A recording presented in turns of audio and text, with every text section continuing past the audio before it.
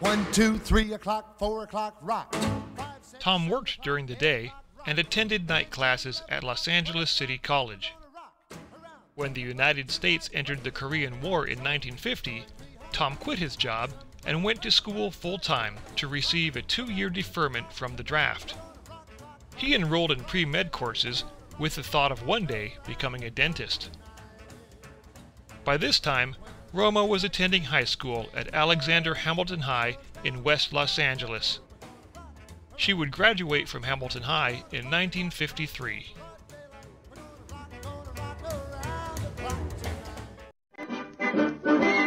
We're in the Army now.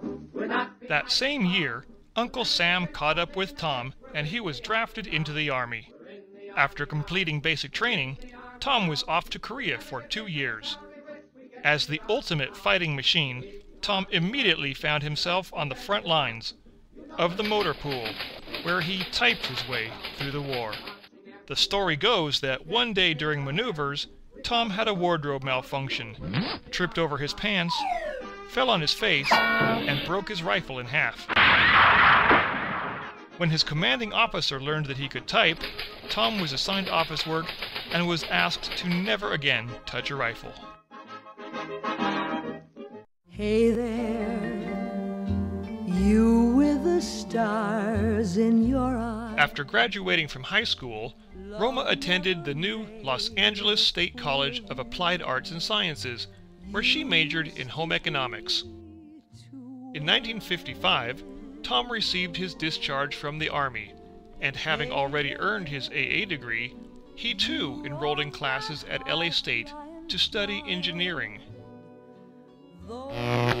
After failing a course in basic electricity, however, Tom decided to major in science education instead. It was while attending Los Angeles State College that Tom and Roma first met. Hey there, cutes, put on your dancing boots. In 1958, Tom and a girlfriend attended a college fraternity dance. When Tom saw Roma there, he left the dance, took the girlfriend home, and returned so he could dance with Roma. Tom mentioned to her that he had served in the Army and worked in the motor pool. So Roma made up a story that she had also been in the Army, and that she too worked in the motor pool. Evidently, Tom bought her story and went on talking about the motor pool. And Roma? Well, she thought Tom was a jerk for believing her story. But he looked safe, and Roma agreed to go out with him. So much for first impressions. Splish splash, I was taking a bath. Long about a Saturday night. Every weekend, Tom took Roma to George and Nita's house for Sunday family dinner. And poor Roma nearly starved to death. There were so many people at dinner that every time she tried to take a bite to eat, she had to stop and pass another dish of food around the table. After dating for a month, Tom asked Roma if she would like to go steady. Roma answered yes, with the stipulation that they shouldn't think about getting any more serious. But a week later, with no fanfare and no ring, Tom asked Roma if she would like to get engaged. Surprisingly, Roma said yes. Up in the morning and out to school. After graduating from college, Roma began her career as a teacher at 3 different schools in the Beverly Hills School District, where she taught foods and clothing. Roma taught the children of some of Hollywood's biggest stars at the time, including Groucho Marx, Rita Hayworth, and Betty Hutton. In February of 1959, Tom began a teaching job in the Glendale Unified School District at Woodrow Wilson Junior High School in Glendale, California. Besides teaching science and math, Tom was also in charge of the school's audiovisual equipment.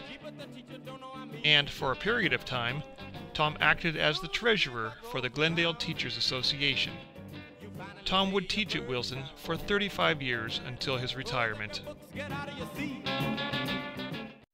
Going to the chapel and Roma had 2 bridal showers, one thrown by her soon-to-be sister-in-law, Mary Jane, and a second shower given by her best friend and college sorority sister, Dion Ruiz. There are no records of any kind from Tom's bachelor party. Perhaps it is for the best.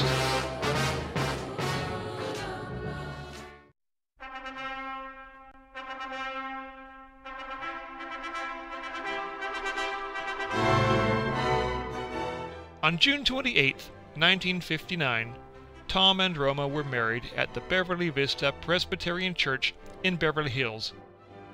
It was a small ceremony with a few family members and friends in attendance. They were to be married in a small upstairs chapel they had rented for $75.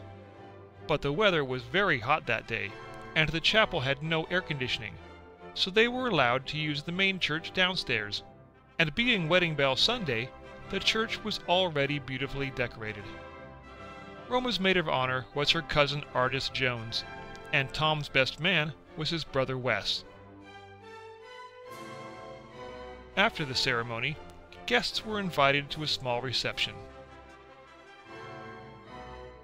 And thus began Tom and Roma's 50-year journey together.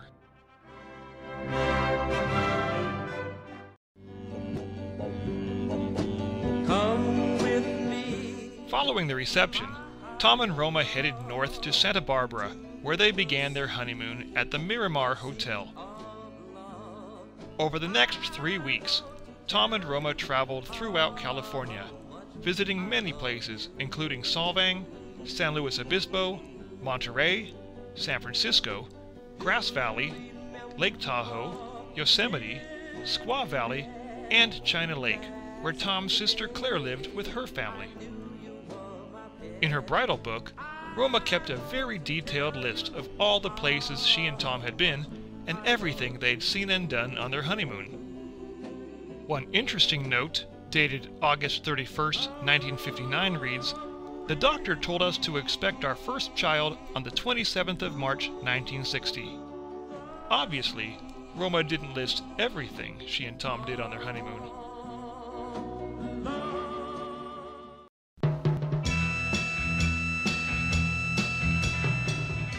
The 1960s are known as the decade of change, and for Tom and Roma, the decade certainly started out with a lot of changes. Roma left her teaching job to focus on the upcoming birth of her first child. She and Tom moved from Beverly Hills to an apartment in northern Glendale so they could live closer to Tom's work. And on April 3rd, 1960, Roma and Tom welcomed into the world their first child, a son they named Thomas Logan Gibson Jr., or Tommy. Roma was so preoccupied with having a baby that she completely forgot that April 3rd was her own birthday as well. Tommy developed asthma at a very young age, and for a while it looked as though he might not survive. But thanks to modern medicine and an old-fashioned doctor who made house calls, Tommy pulled through. Later that year, Tom, Roma, and Tommy moved from their Glendale apartment to a larger rental house in Montrose, California. And 12 months after Roma gave birth to Tommy, she found herself pregnant once again.